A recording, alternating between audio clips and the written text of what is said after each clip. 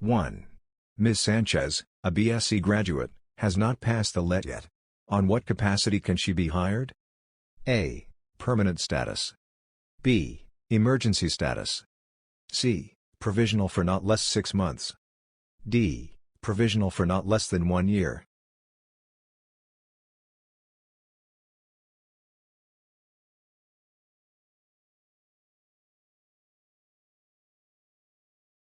Two. Teacher M suffers from hypertension and experiences difficulty in speech. Which would be affected if he continues teaching? A. Personality. B. Punctuality. C. Effectiveness. D. Devotion to duty.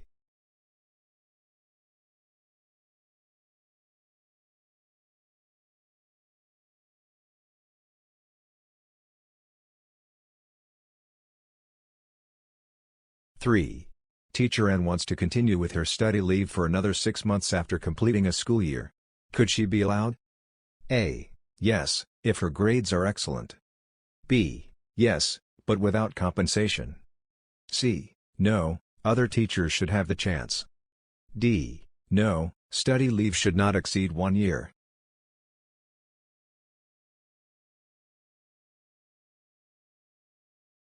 Four. Teacher O tutors her students, who have difficulty coping with math, after class hours. Is her act ethical? A. Yes, provided she receives just compensation. B. Yes, provided she does not require a fee from the parent. C. No, that is unfair to other students. D. No, she should be free after her official time.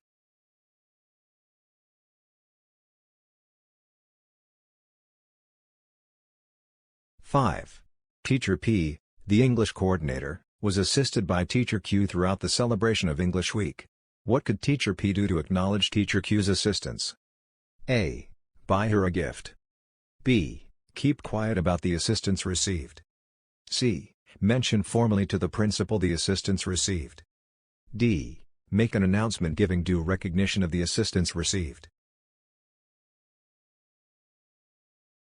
6. Is holding a rally to protest the delay of benefits to a person ethically acceptable? A. Yes, when held while on official time. B. Yes, when held outside the official time. C. Yes, when held with approval of the principal. D. Yes, when held together with parents and students.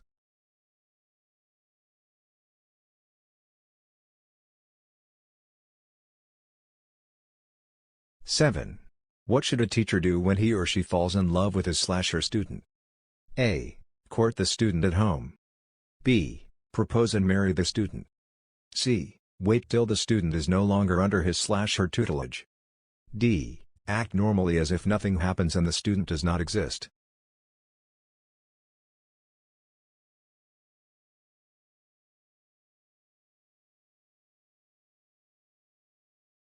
Eight.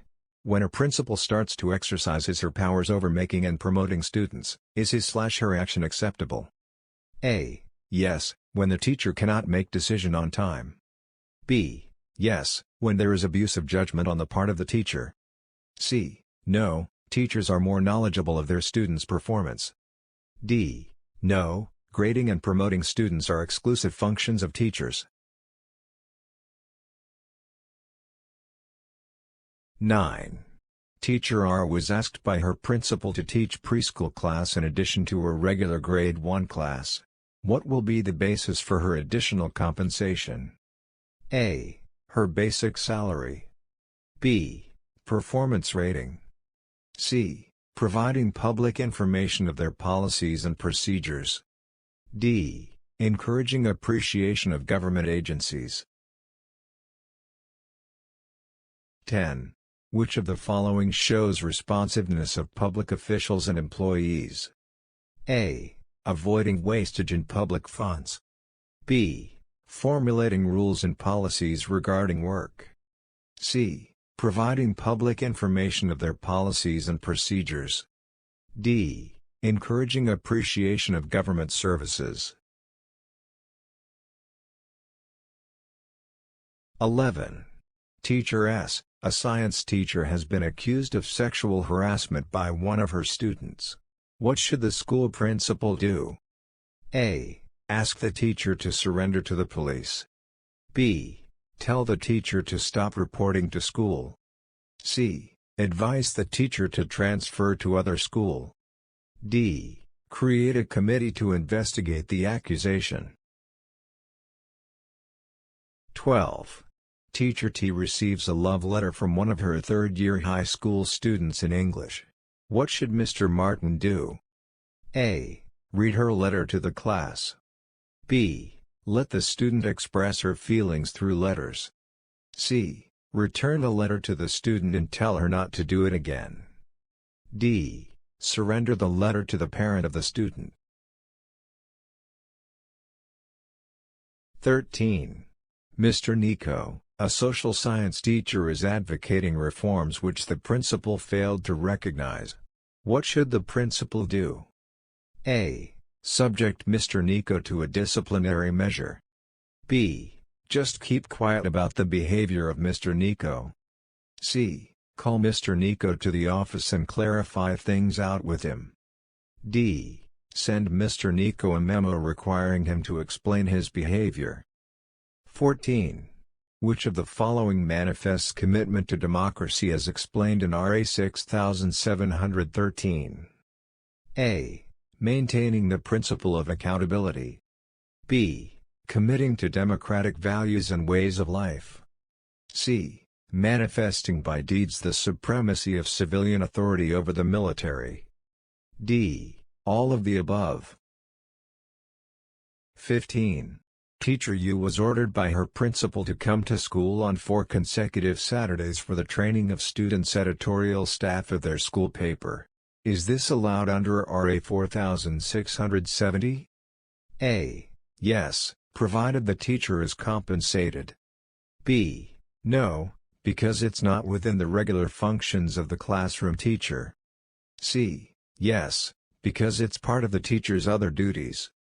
D. No, because it's not clearly indicated in the law. 16. Dr. Velasco, a school's division superintendent, acted on the complaint filed by a group of parents against the alleged misconduct of a particular teacher. She issued a memorandum requiring her to take a leave of absence for a week while the complaint is being heard yet. Was the action of the superintendent legal? A. Yes, because she is the superintendent. B. No, because the complaint has not been heard yet. C. Yes, the superintendent has disciplinary authority over teachers. D. No, the superintendent has no disciplinary authority over teachers.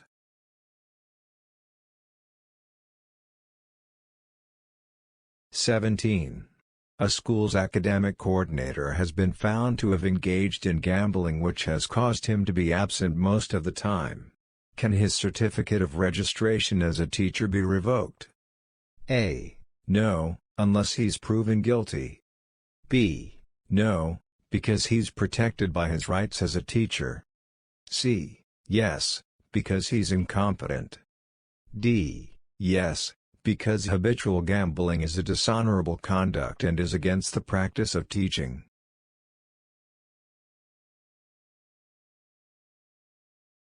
18. Mr. Santos is a holder of a valid certificate of eligibility as a teacher issued by the Civil Service Commissioner and the then DECS, while Mr. Cruz is a registered professional, who is allowed to practice the teaching profession in the Philippines. A. Mr. Santos, because of his CSC eligibility certificate. B. Mr. Cruz, because their credentials are both recognized by law. C.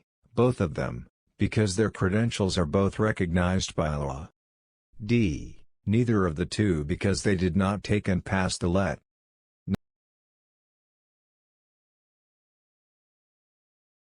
19. What is RA 6713 also called? A. Ethical Standards for Public Employees. B. Code of Ethical Standards for Government Officials and Employees. C. Code of Conduct and Ethical Standards for Public Officials and Employees. D. Code of Ethical Standards and Conduct of Government Officials and Employees. 20. Teacher V. A BEd graduate is preparing for the LET. Which of the following should she focus her attention more? A. General education. B. Specialization. C. Professional education. D. General education and professional education.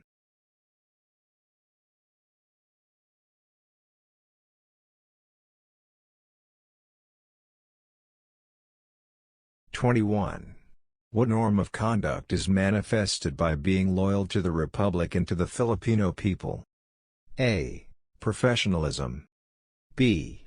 Nationalism and patriotism. C. Responsiveness to the public. D. Honesty.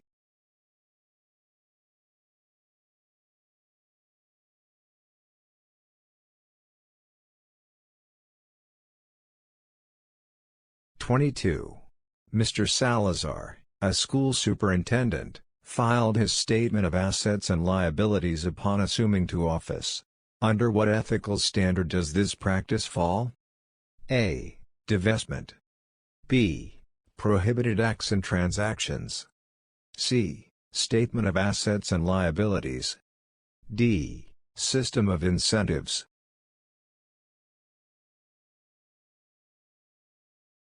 23.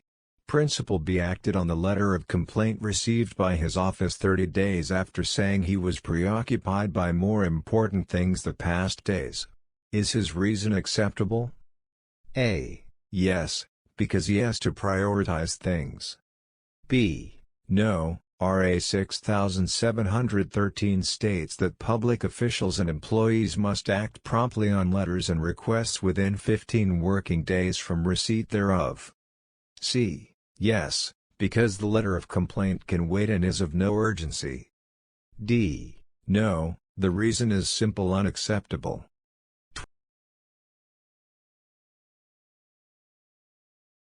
24. Which of the following is not in the norms of conduct under RA 6713? A. Professionalism. B. Justness and sincerity. C. Commitment to public interest. D. Responsiveness to the private.